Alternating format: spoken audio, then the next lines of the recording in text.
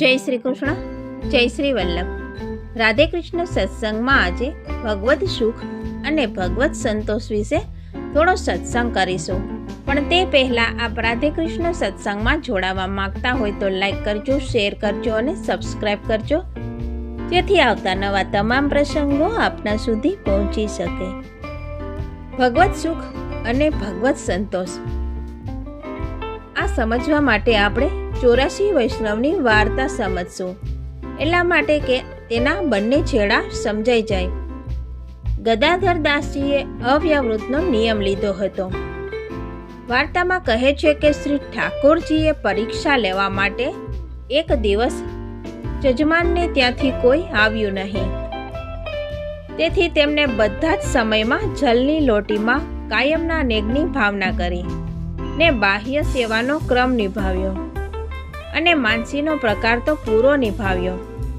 અને પ્રભુ માનસીમાં આરોગ્ય પણ છે, પરંતુ બાહ્ય સેવા ન થઈ. ઇન્દ્રિયો સેવાથી વિમુખ રહી અને વૈષ્ણવને પ્રસાદ ન લેવડાવી શક્યા એનું તેને દુઃખ થયું. પરંતુ પ્રભુને તો પૂરો સંતોષ થયો, કેમ કે માગીને કે ઉધાર લાવીને ભગવત સુખનો વિચાર ન કર્યો, કેમ કે તેમાં સુખ છે પણ સંતોષ નથી. અને તેથી જ ભગવત સુખનો જ માત્ર વિચાર કરીને કરવામાં આવતી સેવામાં પરદ્રવ્યની અપેક્ષા પરેશાન કરી શકે છે, પરંતુ ભગવત સંતોષના વિચારથી કરવામાં આવતી ભગવત સેવામાં લેશ માત્ર પરદ્રવ્યની અપેક્ષા રહેતી નથી. બીજું, પદ્મનાભદાસજીના ચોલાનો ભગવત સંતોષ 56 ભોગ ભગવત સુખથી પણ વિશેષ બતાવ્યો. આ સૂક્ષ્મતા છે ભાવની. આપણા સેવ્ય કે સુખને સંતોષમાં કોનું મહત્વ વધુ છે? બંને ઉત્તમ છે, પણ વાત મહત્વનું પલ્લું કઈ બાજુ નમે છે તે જોવાની છે.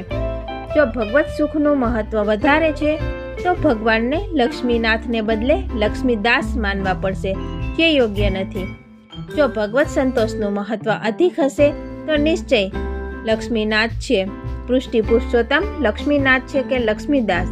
જો આ રહસ્ય સમજાઈ જાય તો લક્ષ્મીના નાથને નામે ભંડોળ કે ફંડફાળા કરવાની કે એમાં સહયોગી બનવાની રંચક પણ રુચિ નહીં જ થાય, જે તે આપણને આત્મમંથનથી જ સમજી શકાશે, અન્યથા નહીં સમજાય. આ સાથે જ આપણે આજના રાધે કૃષ્ણ સત્સંગને અહીં વિરામ આપીએ.